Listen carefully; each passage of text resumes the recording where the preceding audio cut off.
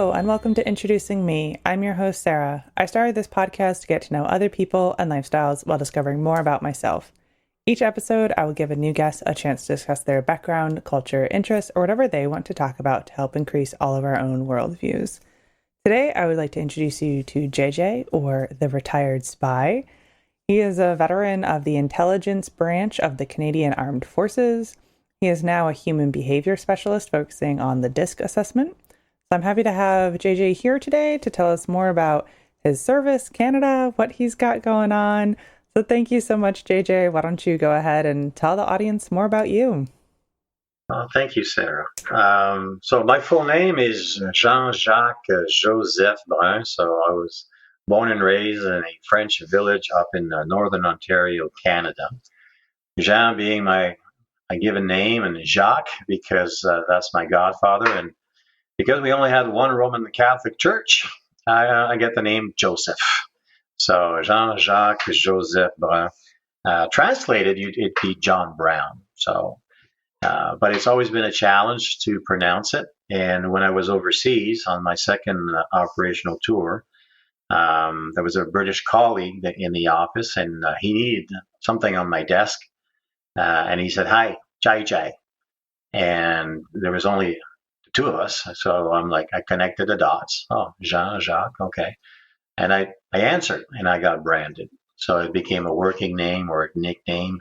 And people like it because it's easy to remember, and it's also very easy to spell. The pushback came with my mom, as in when she found out that, I've been using JJ as a name. And she said, why don't you like your given name? What's wrong with Jean? And then I had to explain to him, no, it's just that the Anglophones have a hard time with Jean, and it's just easier for them to just say JJ. So, and then the Retired Spy, well, that came about the fact that I worked within the intelligence community, but when I retired, because I spent 20 years in the military, 5 years with the combat arms, but 15 within the intelligence branch. And when I retired from the intelligence branch, and people were introducing me at network events, and they would say, "Well, who's that guy over there?" "Oh, that's JJ, and he used to be a spy." So that whole "it used to be a spy," he's a former operative, and it's just something that I couldn't get to shake off, because your brand is what people say it is. So I just accepted JJ, the Retired Spy. It has that little curiosity. But the first career was 20 years in the military. And then when I decided to retire from the military by choice to start my own training company, so my second career, and we're in year 25 now of me being the president and the chief operating officer of DHC Training Solutions. The DHC stands for Decoding Human Capital, looking at everybody as having a human capital waiting to be discovered. Because with my two operational tours, one in Cyprus, which was peacekeeping, and the other was in Bosnia, Herzegovina, and it was peacemaking. We had to enforce it. And my role there, and back then, my claim to fame is I was the first one selected for the role of a contact handler since the Second World War. So a contact handler, for the audience that don't know, is a person where he or she is sent into a hostile environment, normally a war zone. So for me, it was in Bosnia, where he or she has to cultivate sources, as in build relationships by design, not by chance, determines people's intentions, as in being able to read them, and change their behaviors if and when required. Motivate them to come and wear the Team USA jersey or the Team Canada jersey. So at the end, I had 100 people working on my behalf, or as informing me of what's actually happening on the terrain. Because within the intelligence community, I specialize in the field of human intelligence. So that would be on the ground, looking to build those relationships, get a pulse of the people, what's happening on the ground, so that we can advise the commanding officers, our peers, so that they can make an informed decision as to where to put the resources in order to maintain that whole peace-making mandate that we had back then. So 2 careers, one in the military, and now 25 years with operating as the Chief Operating Officer for DHC Training Solutions. And so this first career in the military that then got you coined as the retired spy, as a kid, were you someone who was like, oh, I'd really love to be a spy? No, it never came like it's not like one day in high school, one day I shall be a spy. Uh, it never came. High school was hard for me. Low self esteem, low self worth, not knowing what am I supposed to do, because when you're in high school, it's a big step up. You go into high school, this is where you're supposed to take courses or a career path or identify a career path. And you have a lot of pressure from your family, from mom, dad, your uncles, your aunts, your cousins, your teachers, your other students in regards to what are you going to do after high school? What do you want to do? Where are you going to go? And you just don't know. I don't know. The only thing that interested me or that I had fun with or I had a pleasure is sports. So at one point, my second year, joining the football club, then it was the basketball, then I was the shot putter for the high school. So every year it was football, basketball season in the winter, and then in the spring, shot put, track and field. So it kept me within a group and it kept me focused. But school was hard, as in I was not one to be able to read something and know it by heart. I had to practice, practice, practice, read, and rewrite my notes in order to be able to pass high school. And then in high school, my dad said, "Well, if you're going to go to university, pick something that you'd like." Well, the only thing that I liked was phys ed. So that's where I went to university, and I got into the phys ed program, not realizing what that's all about. But I always had a struggle in high school in regards to interpersonal relationships or understanding myself in regards to my strengths, my blind spots. And because we do tend to compete, right? Or compare ourselves, a better word, compare ourselves with our other friends. And some just had a natural ability of understanding things, like in algebra. I'm like, and the teacher goes, well, where's the X? You lost it. You find it. That was my approach. I'm like, I wasn't wired to do algebra. It doesn't, it didn't pick my curiosity so much. Physics, I kind of liked understanding how things work. But when we came to there was a class on typewriters back then. We were learning how to type. Well, I'm like, well, that will serve me well. How to learn how to use a typewriter. But that's not the main reason why I took the class, because there was a lot more girls in the classes, in typewriter class, than guys. As like, so for 2 years, I'm in the typing class, but then you actually have to be able to write, 25, 30, 40 words a minute without any typos. So 2 years was enough. But it was all about how do you interact with people. People had a natural ability of just having the gift of the jab, of the gab. What was the saying? The gift of the I feel like it would be Gab. I haven't gab. heard the phrase, but that seems to make sense. Yeah, as in they just have a natural ability of being able to connect and talk with anybody at any time. And that was not my case growing up in high school. So for me, it was always a struggle. I was saying, what are you going to talk about? And fast forward when I was then volunteered, because I didn't volunteer, I was voluntold that you're going to Bosnia and you're going to be a contact handler, and we're going to send you to spy school in the UK. You're going to become a contact handler, then you're going to deploy, and then you're going to represent us, and you're going to be the first Canadian. And um, it was stressful because I was having what I would call a survivor moment. The series Survivor. You never want to be the first one voted off the island, right? And I didn't want to be the first Canadian voted off. Never send another Canadian to do this role. So maybe a little bit of self pressure put on myself, but that was a concern of, okay, well, I've learned all the mechanics of how to be a contact handler, But what was missing at that school is the ability to read people and then the ability to interact with them. So how do you master interpersonal relationships? How do you decode one's preferred communication style? How do you say the same thing in a different way so that they can say yes to you more often? So it was more, I was left on my own to understand more about the different personas, the temperament styles, or the personalities, our character, our preferences. And by identifying it, then being able to decode one's preferred communication style. And then from there, say the same thing in a different way so that they can receive your message versus resist your message. So everything that I struggled in high school, I had to go to a war zone to learn, because I want to win. I want to be recommended for other operations. And then once I found a model of reference, and in this case happens to be the Four Temperament model of human behavior, also known as the DISC model, then it's like, I started studying and mastering it.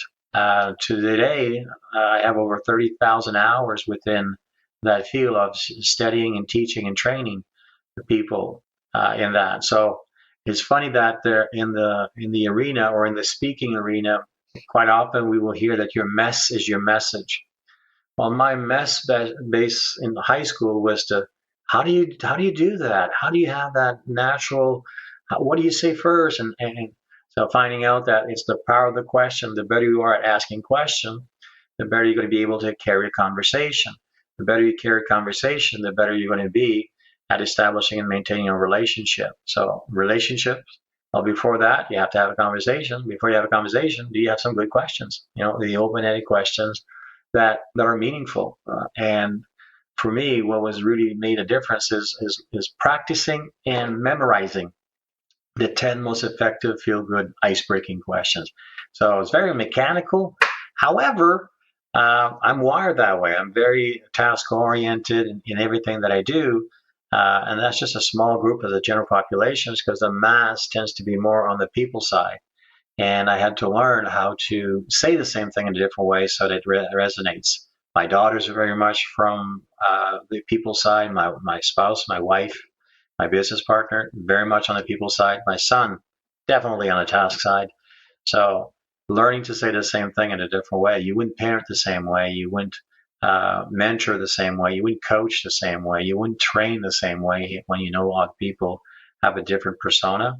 And then when you're able to identify it, it makes it easy to pass your message. So I can receive now that everything that I went through, that character building moment in high school, all those years, those 5 years, sets you up in regards to learning. And now I'm able to share with others what I've learned in regards to when you need to connect by design and not by chance, whether it's parenting, so whether it's in your personal life or on the corporate and professional life.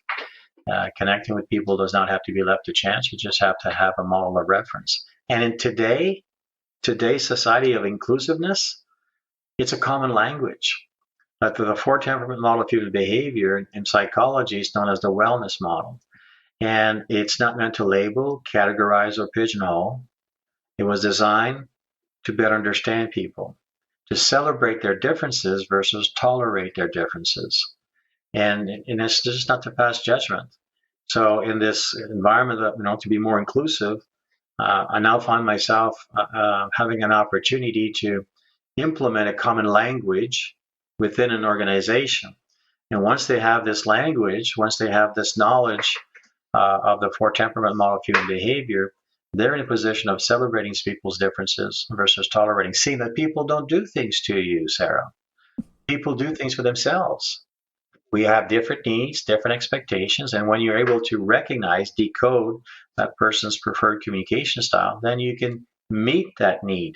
Sometimes I have to communicate in a firm manner because that persona wants that type of language. So in Bosnia, there was a lot of persona that's the message that if you don't speak in a firm manner, they're not going to receive it. Others, you got to be fun. So put a smile on your face, as in,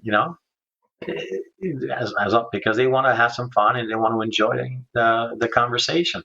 sometimes you're just going to have to change that tone and don't really be focusing on coming across as friendly. And no judgment. There's nothing wrong being the nicest people and the person in the world, right? So, and then sometimes they got to go facts, just the facts, just the facts. So very factual. So when you're decoding one's preferred communication style, I call this the 4 F's to connecting. I did a talk not too long ago. They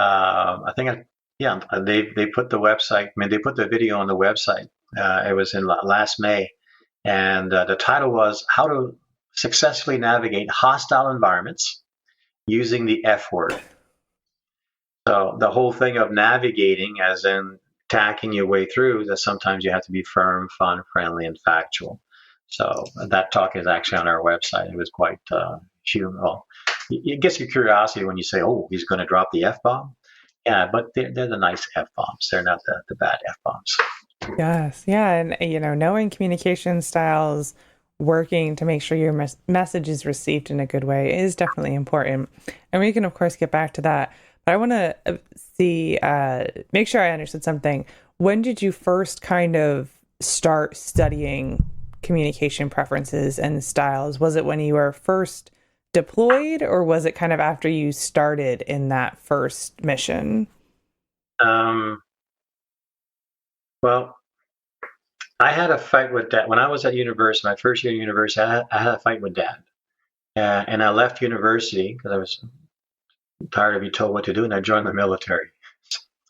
So it doesn't make sense, but it's like I rebelled, and because I wasn't raised according to how I was wired, and I was tired of being told what to do, so I joined the military. The military was an exit strategy, so and I did very well. As in the environment that I was in the military, they were looking for my type of character, personality, temperament style. And I thrived. As in what takes you 8 years, I did it in 3 years and 10 months. So I went really fast. The rank of sergeant I was done with less than 4 years, which normally takes 8. But then I decided, you know what, infantry is fine, but I need a change in career path because I wasn't going to be able to last with how physical I was with my body for the 20 years, which was the goal. When I went into the intelligence branch, well, I graduated, not a problem, and really got interested in the personas and personalities when I was sent to Bosnia. Because, see, I'm trained on the task side of things. Great. I excelled at everything, every courses that I had that focus on task. But here I was going to go to Bosnia, and the focus is going to be on people. And I'm like, how do you do that? So and then the military was not going to teach me anything like that. So it was more of there was back then. I was part of a multi-level marketing company, American Way. The acronym is Amway, and we had all their products. And I was looking at diversifying because the military, you don't make a lot of money. So I was looking to build a business at the same time and save some money. So Amway, with their household products, worked out really well. And they had this program of back then was the cassette of the week or the tape of the week, and then the book of the month. So I started reading, and then the book of the month one time was Personality Plus. So Florence Whittower talked about sanguine, choleric, sanguine, phlegmatic, melancholy. So they were naming the personalities based on medical terms. The content was good, just the terminology was hard to remember. And I just dissected the book. I highlighted, scripted, and then I was sort of like manipulating it to better understand. Okay, with the choleric, here's the approach to connecting. With the sanguine, okay, this is the approach to connecting. With the phlegmatic, okay, with the melancholy. So I created my own little ways of, okay, now that I've learned how to be a contact handler, I can do it in 4 different ways once I know their preferred communication style. Fast forward, when I came back from Bosnia, there was another book of the month, and it was Positive Personality Profile. Now, I didn't like the color of the book because it was Barney colored book. It had the acronym DISC, but it wasn't straight on. It was like a side, like you had to flex. Like there was a message in the fact that you had to flex to read the message. But I didn't like the fact that maybe everything has to be so squared for me. But in the back, they had a website. I'm like, Personality Plus, Personality Insights. I'm like, what's that? .com. So I go there, and then when I got on the landing page, there was a little certificate. So you could be certified as a human behavior consultant. I'm like, I never knew that existed. If I had known that existed, I would have done that before. So I looked at where Atlanta was on the map. Oh, well, I've been to Charlotte, North Carolina, a 1-day drive, and then this much more, on the map. Oh, that's not too far. I'll book myself and I'll go get certified. That, by the way, is 4 more hours of driving, which is stupid to do this in 1 day, which I did anyways. But that was me before, out of control. And it was a 3-day program with Dr. Robert Rome and his team. And it was to be accredited and certified in doing workshops with the Four Temperament model, with the DISC model of human behavior. So you're going to be accredited and certified where you can go into any organizations. So for me, I was going to use this in the military and teach them the Four Temperament model. So perfect. And I couldn't believe it. I couldn't believe that this existed and I did have this. And it sure would have been nice if we had this in high school. And sure would have been nice if Dad knew about this. And I could have been raised by how I'm wired and not how he tried to raise me. And shoulda, coulda, woulda. And I was not the best student to have. And then Dr. Rome would say, JJ, don't curse the darkness. Switch on the light. And I'm like, I don't know what that means, but I'm going to write it down because it sounds good. Right? And then I got on my soapbox and I was whining on day 2. And then Dr. Rome would say, JJ, when the student is ready, the teacher will appear. Oh, I don't know what that means, but it sounds good. I'm going to write that down. I was ready to receive it, Sarah. I was ready to receive it there. And this is where on day 2, that was an epiphany, as in day 2 is where everything changed for me. For the first time ever, I understood me because of how I tend to act, how I'm perceived by others, and then when faced, how I tend to get angry and the possible perception people will have and how you come back under control. For the first time, I had discovered this information. I had a chance to experience it live with case studies that we went through.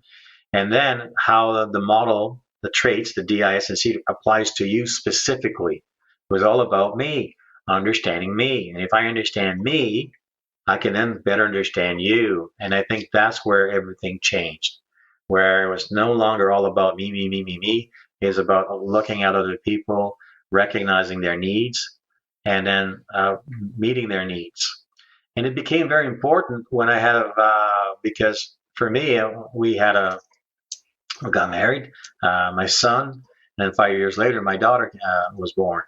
And I was always concerned that former military, hardcore infantry, sergeant major, drill sergeant, that I was going to raise my kids, and that, too many movies out there of bad parenting. And you had a speaker, by the way, on one of your podcasts that talked about parenting in a different way. And I was in the same boat.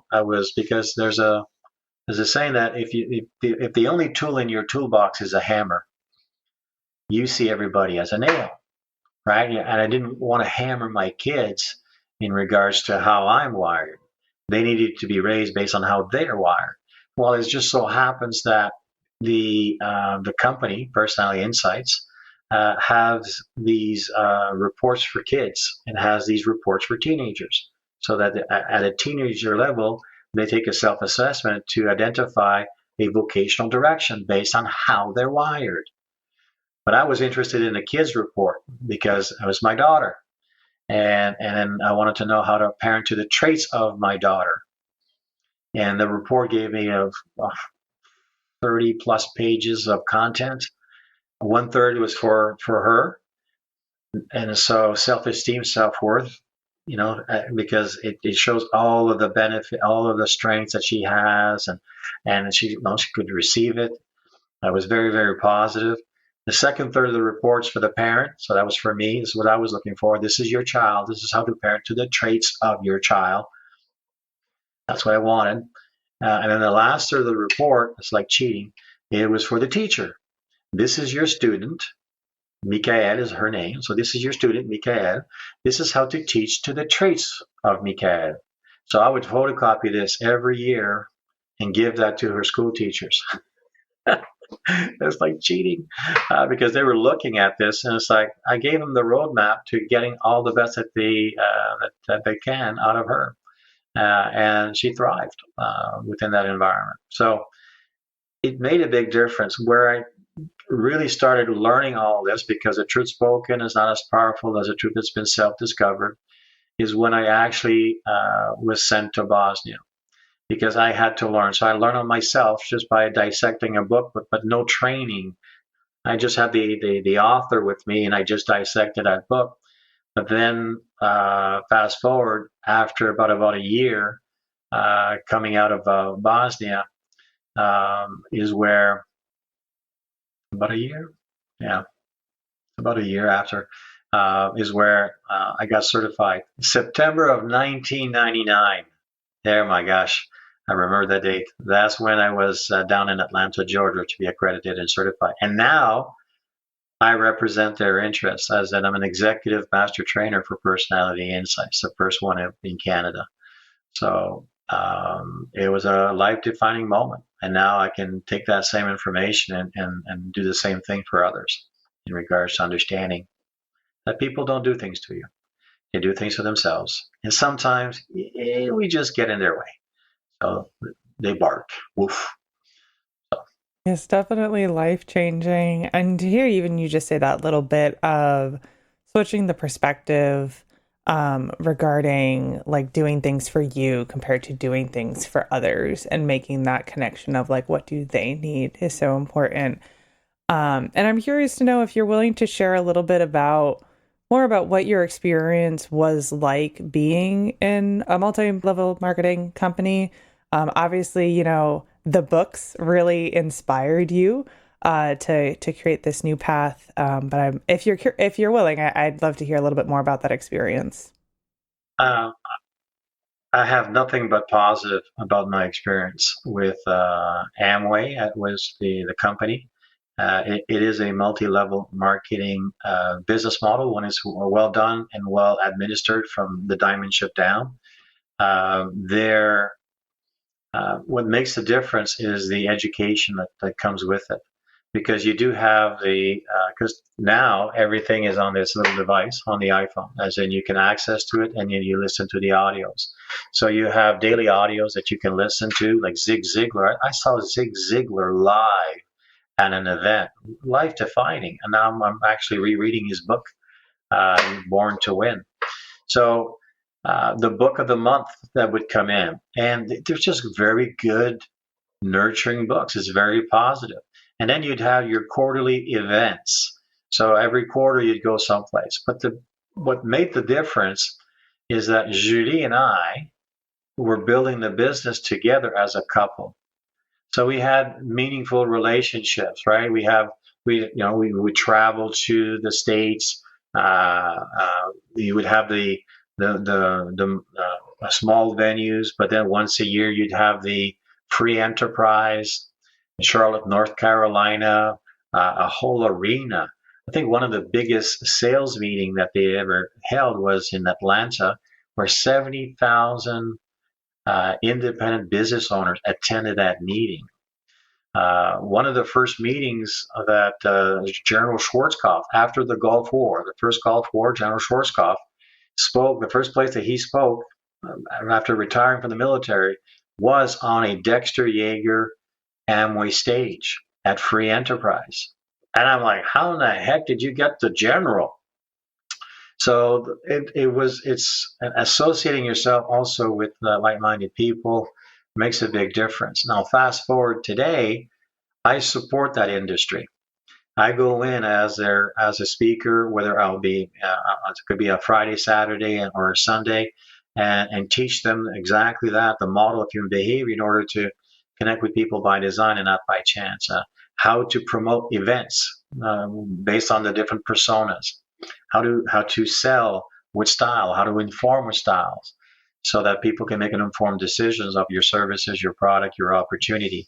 So I serve that community because I'm no longer actively building a business, but I am supporting that business. And another group that I support that I have a big heart for is the Mary Kay Cosmetics group. And I started a program with them a few years ago. And there was this director, Annick Seguin.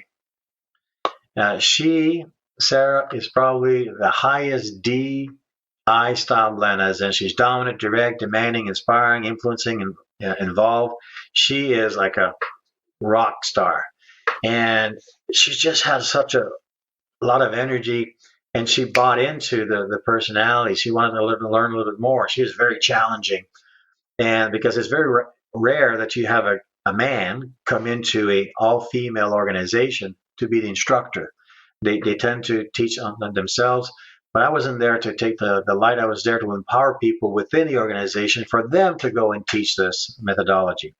Well, she bought into this and she got certified and accredited. And then one season, about 2 years after, she was honored as being she was not volunteer. She was one of the three selected to receive the highest award that you can get in Mary Kay, which is the Spirit Miss Go Give. And Miss Go Give is completely her opposite personality styles, meaning that it has an S attribute. It's more reserved and people oriented. It's all about serving. It's all about giving. They're the nicest people in the world. It's going beyond the call. And Mary Kay recognizes that, and they have that special award for them. That's her lowest trait. Because in the business and in DISC, we will often say your strengths will carry you, your lowest traits should concern you, and the secret to your success is found in your lowest trait. And people go, "What? I have to be?" Not that you have to be. You have to be able to go and visit that quadrant by design and not by chance. And she did that. The fact that she was now the top three, right? And I was like, I saw her on the stage and I was so proud. Oh my gosh, you got this. Girl, you learn all of this and you're able to flex and look you. And then she didn't win because the way that the voting goes, there was a representative from Toronto, Ontario, and Toronto is a large crowd, so a lot of people from Toronto voted for that person versus she comes from a smaller village in Quebec, so she got a lot less votes. And I'm like, oh, she's not going to win. But I was so proud that, and then I wanted to give her something for that. And I said, Annick, here's what I'm going to do. I'm going to go from Ottawa to Montreal, right, for the next 9 months. You're going to put 13 Mary Kay consultants, and I'm going to teach 3 hours. I'm going to do a continuous educational training program for the direct selling professionals. And you're going to be the first recipient, and I'm going to do this out of my pocket. She goes, well, you can't do it. I wanted to prove something. I wanted to prove to a clinical psychologist that our model, when applied correctly, can generate. Well, she put 13 consultants in the room, and we did 9 months where I would 2-hour drive, train for 3 hours, 2 hours back for 9 months. At the end of 9 months, her business grew by 30% without increasing the expenses. 30% increase. Out of the 13 she placed in there, they got branded as Mary Kay Commandos. So a consultant can speak the power of one, as in you speak your personality style. But a commando, a Mary Kay Commando, can decode one's preferred communication style and then offer the product or service and opportunity in 4 different ways, so that the other person can receive the message. So 30% increase. And out of the business volume that she generated that year, first time she reached the 300K, the 8 commandos represented 40% of that business volume. Fast forward the next year, because you can't unlearn this, there's more commandos that came through her program. She now had 11 certified Mary Kay commandos. She reached the $600,000 range that year, and 11 of her 300 consultants that she had, close to 300, generated 50% of that volume. So it's a tool that empowers you to do more. And so to go back to the multi-level marketing, if you've never been part of an organization, whether it's Amway, Mary Kay, or another, it's all about people. It's all about people. And if you really focus on helping them acquire what they want, you'll be able to acquire what you want from this. So it's you that you have to give first, right? And you give. So fast forward when the results came in, the other directors from that unit, how come you don't work with us? I have something to prove. I was able to prove that if you take this model, the Four Temperament model of human behavior, and if you apply it, as in discover, experience, and apply, if you apply it, there's going to be a behavioral change. The behavioral change will happen on month number 6, 7, and 8, because it takes time for you to receive it, for you to accept it, and for you to, oh wow, and then you adapt and you overcome. So as of today, we've actually helped 17. We've run about 17 of these programs. So then COVID hit, so it stopped. Now we're looking at rebuilding the whole thing, but that you can actually do it virtually. So that it'll be step by step to follow the programs, but also with some time to time we'll have live events for those who are interested in growing their business. So multi-level marketing is a great opportunity to be your own boss, right? To have something that you have a little bit more stick in it, or stake in it, or is it stick in it? That you have more stake. Yeah, not steak as in what to eat there, but I'm French and I'm looking for my English word. It would be steak. Steak? Mm-hmm.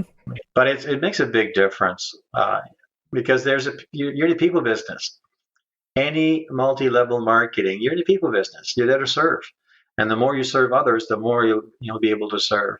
It parallels a little bit towards to the 4 levels of awareness that I teach. There's environmental awareness that we're going to go through. Then there's going to be situational awareness, self-awareness, to bring us to legacy awareness. Environmental awareness is a moment in time where we discover or experience something new. I went to spy school. I went more than once. I did 5 times in the UK. And one was on an interrogator course. I didn't know anything about that. All I heard is, who wants to go to the UK? I want to go to the UK. And the first hour, Sarah, I am stripped naked, thrown into a cell, and interrogated. That was not written anywhere on the agenda. Mm-hmm. So that's environmental awareness, where it's like, oh my gosh. But if you're going to be an interrogator, does it stand to reason that you should know how it feels to be interrogated? So the Brits had a different way, a different approach, as in, no, we're not just going to read a book on it and look at a video, you're actually going to experience it. So I became a student right there, because they used something called BSA, Behavioral Symptom Analysis, because they could read my behavior by these BSA techniques. And then I wanted to learn about this. And then I found out that it takes its roots in NLP, neuro-linguistic programming. So I got training accredited in that tool. And now I'm able to teach BSA, how to read the message, because you cannot not communicate. So it's a good program, but it's everything that you learn. These are like all these little tools that you keep on adding to your toolbox. right? Because it's not like I'm going to interrogate everybody that I meet, but I'm going to be able to read and to see if the message gets through or not. So, and it's teachable. It's something that people can actually teach. So, environmental awareness. Then you go into situational awareness. So, from a contact handler in the UK, all right, that's environmental awareness. I discovered, experienced something new. But then when I was in Bosnia, situational awareness. This is where I get the opportunity to apply what I've discovered and experienced. Nothing will prepare you to go into a war zone. It's like when situational awareness is like when you get on the ground. You know, you smell, you see, you can adapt. You're going to do a training someplace. Perfect. You looked at the website, you looked at all the rooms, but once you actually get there, you see that they don't have 10-foot ceilings. They're actually 7-foot ceilings. Oh, wait a minute. Well, this is not going to work. There's nothing like having a situational awareness that is required. Self-awareness is the key. Anyone that really is going to thrive and hit that legacy awareness has a strong sense of self, gone through some type of training, gone through some type of character building moments, learn about themselves, know how they're wired. I know that these are my gifts. I'm wired this way, and then I'm okay with this. So if you don't have that, you quite often you will question yourself. But once you have that, you're ready to move to the next one, which is legacy awareness. And I would define legacy awareness of it would be everything that you've invested in your life outlives your life. That your life mattered, that you made a difference. You left something behind that people can take and move to the next level. So legacy awareness is where you want to be. You want to be able to leave your mark so that, you can look back. So I left my mark with 17 of these multi-level marketing teams. And then now they are able to impact more people than I will ever be able to impact. So that's legacy awareness. That's where I'm at right now. 20 years in the military, 25 years with this company right now. And I probably still have another 10 to 15 years in me, God willing, to keep on leaving a mark and making a difference. So it's kind of cool. That's legacy awareness. There's the 4 levels of awareness. Definitely. And I appreciate how, you shared the importance of continuous learning and, really this whole connecting with people on who they are and what they need. I think those things are the key here in what you've shared. And I'd love to hear your thoughts on when you talk about a DISC assessment and, people, they learn their strengths, they learn their low points in this four-letter model that, has different meanings and explanations and all of that, that sometimes the unintended results, people are putting themselves in boxes. How do you work with that mind shift of don't put yourself in that box, but use this to your strengths? Yeah. The assessment is a great tool, but it's a start point for us to engage into a conversation. We haven't validated the results. When you do the assessment, you could do it alone at your home, or you can do it live in person at an event. When you're doing it alone in the house, do you have the proper mindset for the questionnaire? Are you answering the questionnaire according to how you see yourself today? Or are you answering the questionnaire as how you hope to be one day? Are you answering the questionnaire as if you were at home, or are you answering the questionnaire as if you were at work? See, mindset becomes very important. I can't control that when you're doing the training or the questionnaire. I'll have my instructions, I'll have a video, I'll send that out to at least enhance the possibility. But as soon as you do the assessment, where I stand, it's a start point for us to engage into a conversation. And then we need to do a workshop. We need to do a one-on-one. We need to go through the information for you to discover what does the D, I, S, and C trait represent by itself. Then you need to experience it. So I'll put you in a situation where you have to resolve a situation in the D persona, as an I persona, as an S persona, as a C persona. When you are going to be in your own persona, it's going to be easy. because it's you. So yeah, boom, boom, boom. But when you're going to be in your opposite, you're going to go, I'm clueless. Oh my gosh, I'm acluistic, one without a clue. You're going to struggle. And that's what we want, right? We want you to experience what it is, because most of your character building moments will come from the opposite style blend, not your primary style blends. You get along with your primary style blends quickly. It's the opposite. Then there's a famous saying also that opposite attract, and then they attack up close. We tend to marry our opposite, right? Opposite attract, way up far, they attack way up close. So now we offer retreats, right? We do workshops for couples using the DISC model of human behavior. I'm glad I married you. I'm still glad I married you. Dr. Ohm is thinking of writing another booklet called I Can't Believe I Married You. That one would be funny. And then even one before, I'm glad I'm going to marry you, to prepare you for that long-term relationships. Because that training was not there when I got married. Because Julie and I, we wanted to know if we were compatible. If we knew that there was a retreat where you can be able to do a self-assessment and then learn the model, do case studies, and then look at how that applies to you, and then to make sure that you have, out of the 41 different style blends possible, that you identify your style blends, that at the end you can say, I know that I know that I know. I have all 4 of these traits in me. And if I had to choose how to name mine, I'm very comfortable with the DC style blend. And my wife, Julie, she happens to be the SCI style blend, the supportive, cautious, inspiring style blend. And that's very helpful for me as her husband, right? In May, we're going to be celebrating our 35th anniversary.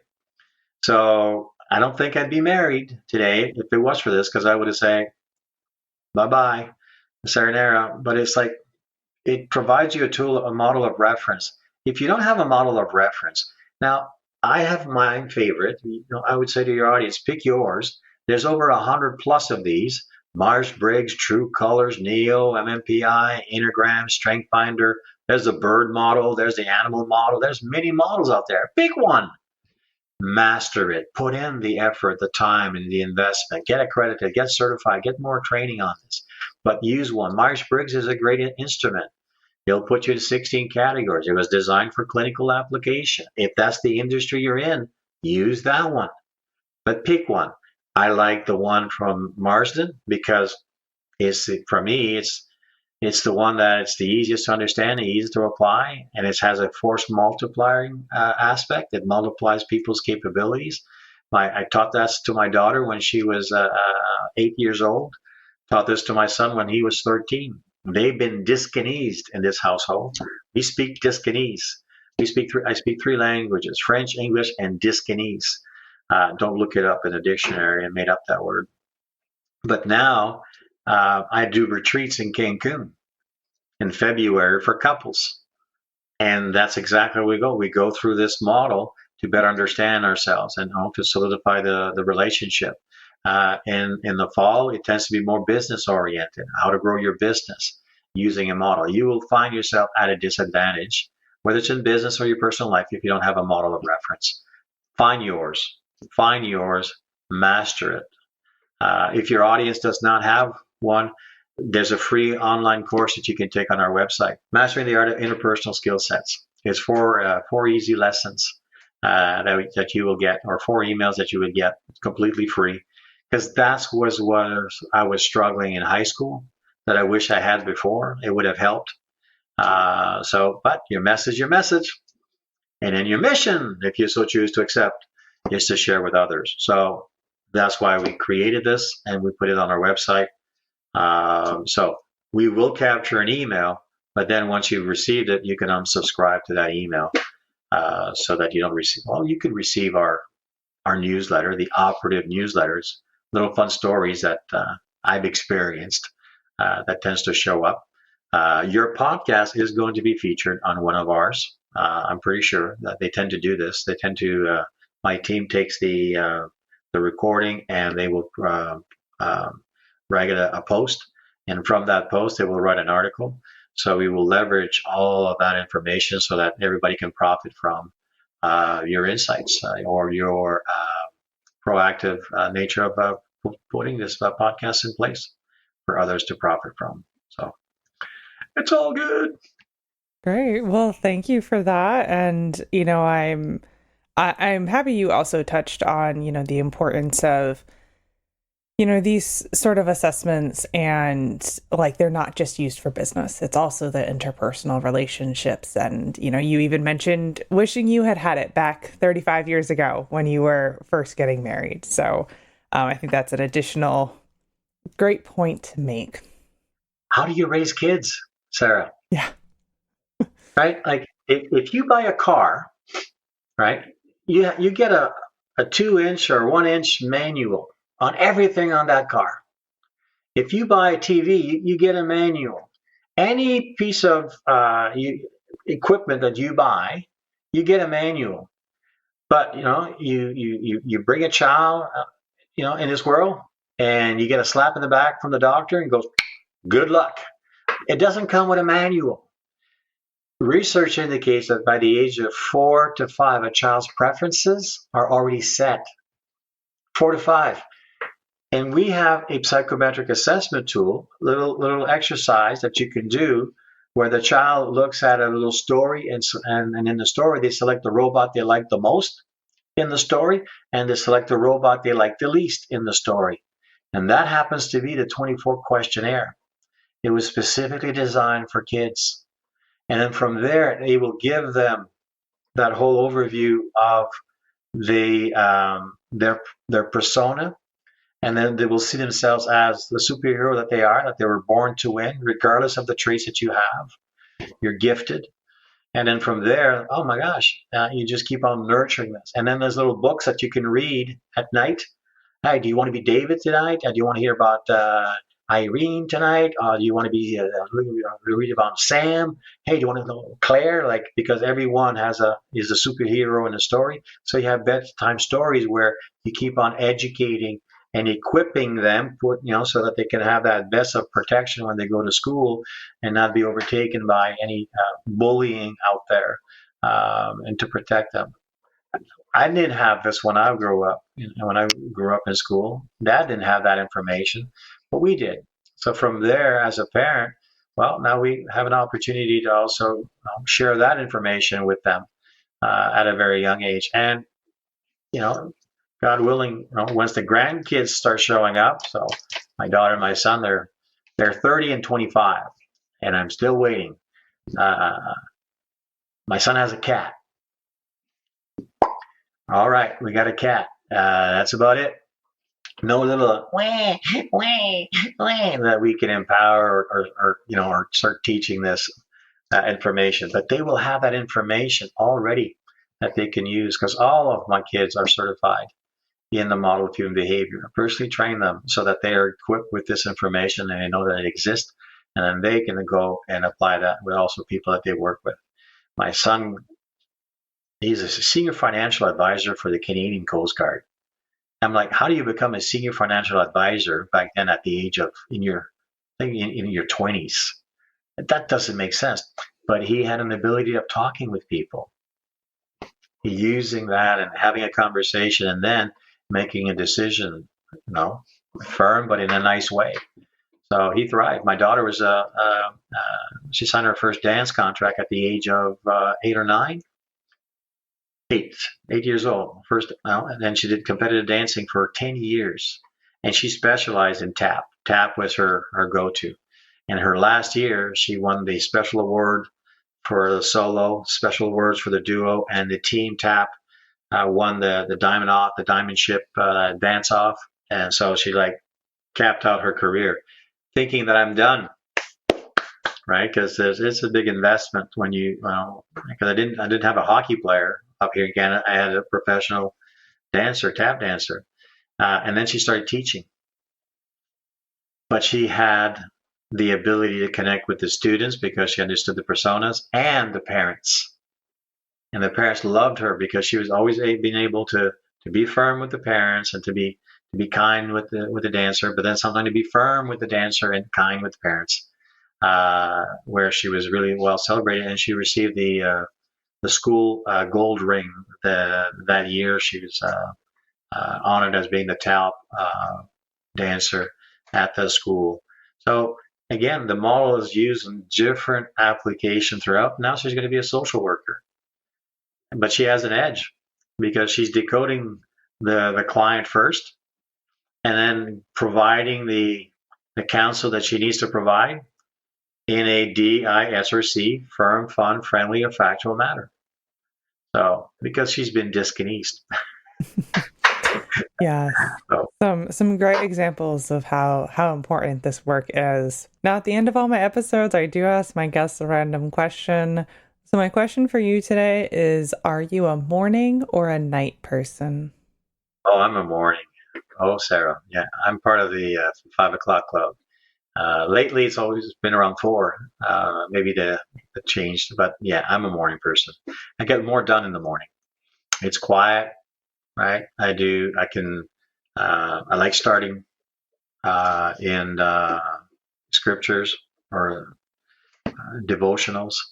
Then read positive books, get some thoughts and some ideas before anything else. But the house is very nice and quiet, so I am a morning person. I'm part of the 5 o'clock club. Yo.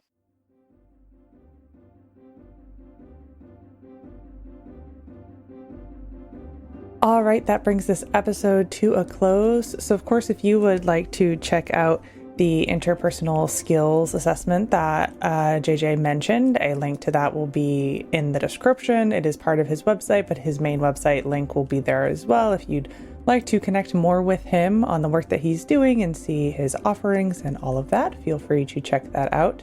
And if you would like to connect more with the podcast, our website is in the description as well. That brings you to all of our social media, past episodes, good resources, contacts from previous episodes, and all of that.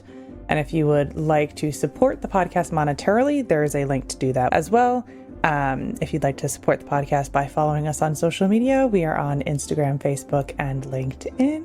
And if you'd like to be a guest on the podcast and share your story, my email is in the description as always. That is the best way to reach me.